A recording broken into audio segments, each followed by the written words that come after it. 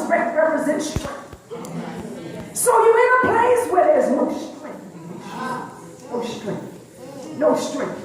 You hang around that stuff, there's no strength. There's nothing building up your spirit. You sit there until they drain you and you dried up and there's nothing flowing out of you. Nothing flowing into you because you sat there in the valley of dry bones.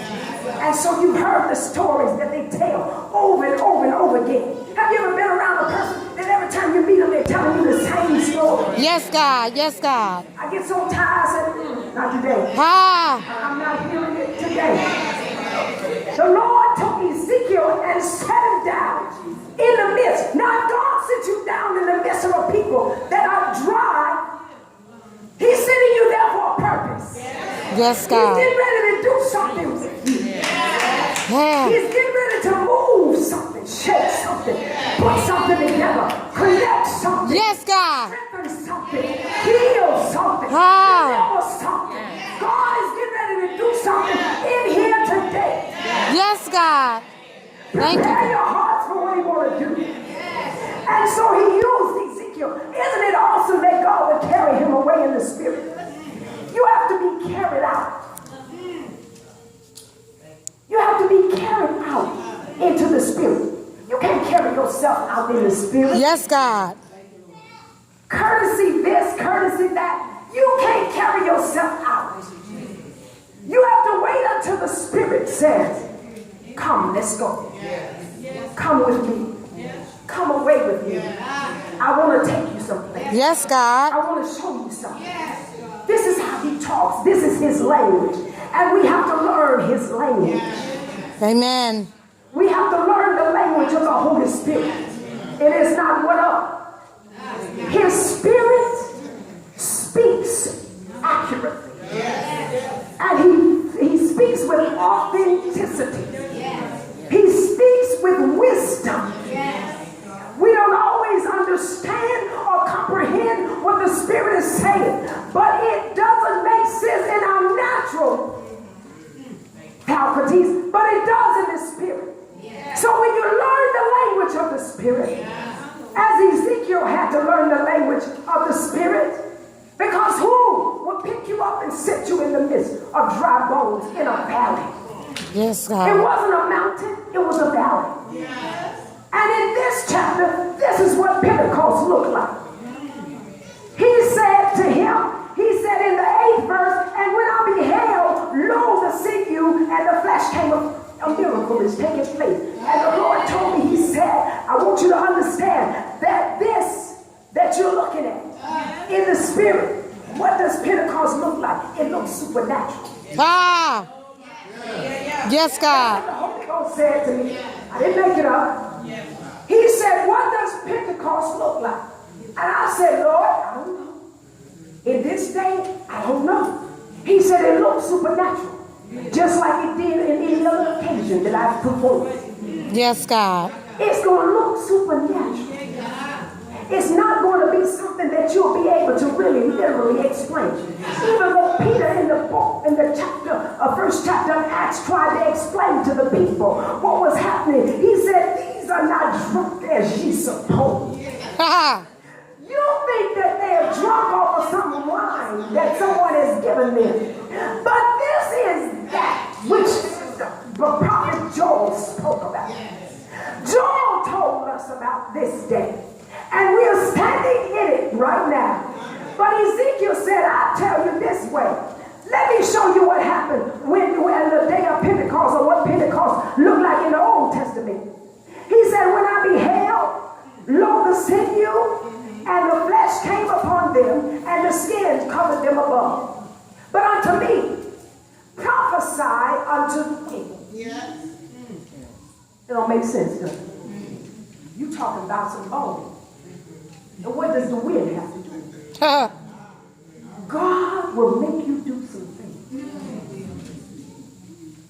that seem paradoxical. Doesn't make sense. Yes, God. But what do you breathe? You breathe wind. His breath. He said, so prophesy.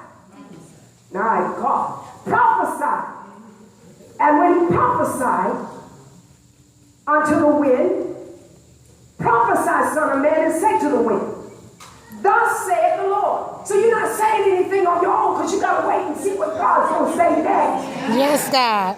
You don't get ahead of God. Ah. Just because you have the first part of the instruction, Yes, God. doesn't mean you move now. Yes, You God. gotta wait to see what he's going to say next. Prophesy to the wind.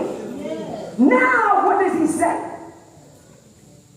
Come from the four winds, O breath, and breathe upon these slaves, that they may live.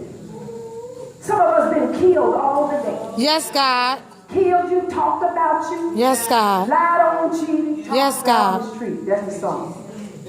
Puked, scorned, talked about you and your born, up, down, level to the ground.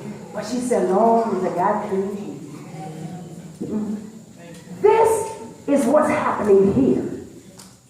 So I prophesied as he commanded me, and the breath came into them, and they lived and stood upon their feet, an exceeding great army.